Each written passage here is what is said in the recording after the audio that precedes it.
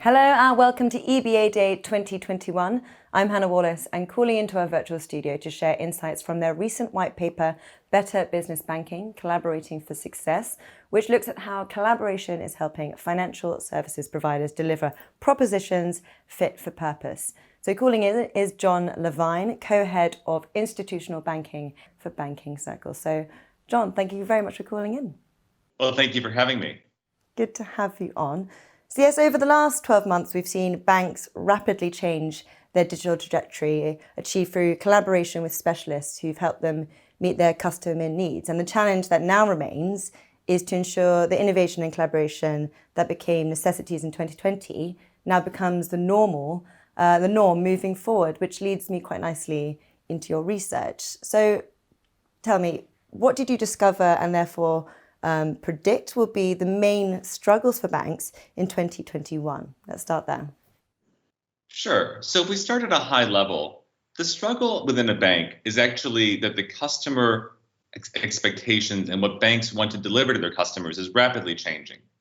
And meeting those new demands requires a lot of hard work to get there.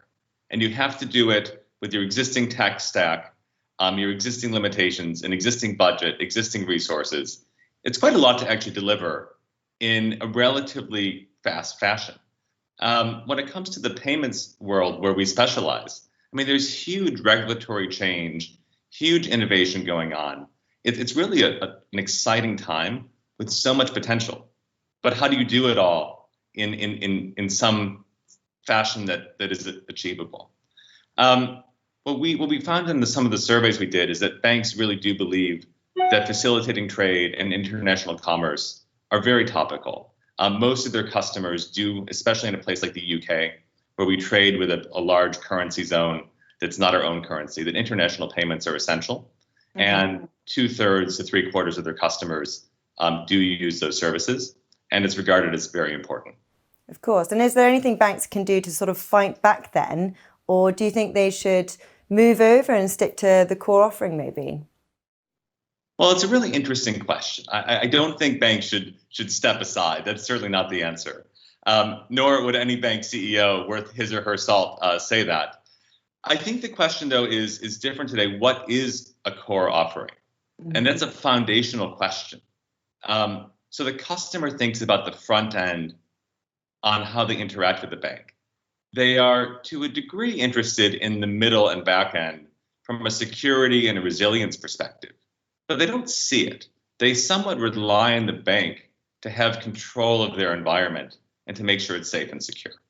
And so therefore, from a bank's perspective, it's really about the customer journey that's essential, and how you deliver that. You actually have more latitude now than you might have had 5 or 10 or 20 years ago.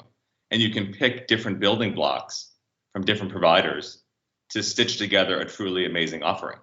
All right, and I think it's fair to say there's been a real shift in attitude. So why do you think banks have changed their attitude towards fintechs? And we've seen a move from competition to more collaboration.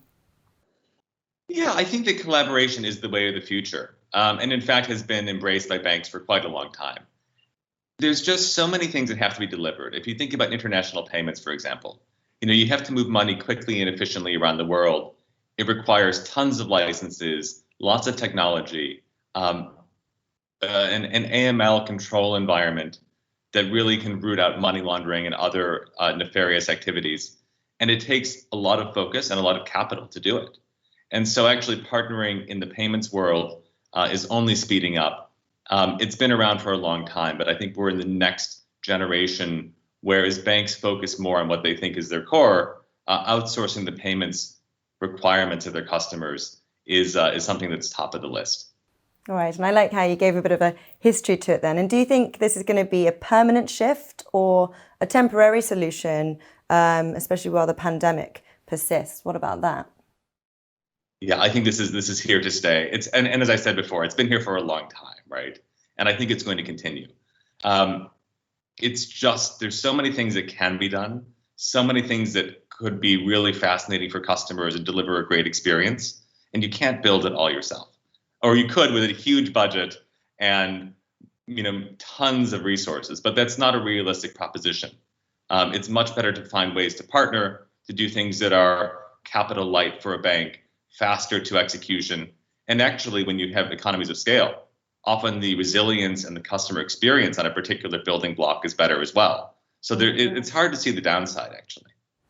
All right. Well, Jon, thank you so much for sharing your insights. And I know we'll hear a bit more about this at EBAday. But for now, we'll leave it there. Thank you so much. And then hope we get to catch up further down the line. Sounds great. Thank you.